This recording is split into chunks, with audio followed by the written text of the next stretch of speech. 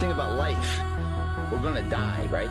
Eventually we're gonna die, but our legacy can live on. The impact can be non-perishable, forever, but it's gotta be built right.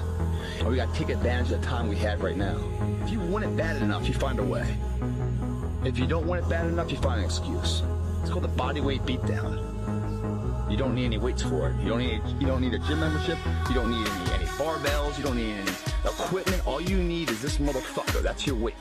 Your body weight. Last I looked, the person that finishes the race with their hand held isn't about the how big they are, how tough they are, the potential. It's a perseverance. Meaning it's not about the dog that's in the fight.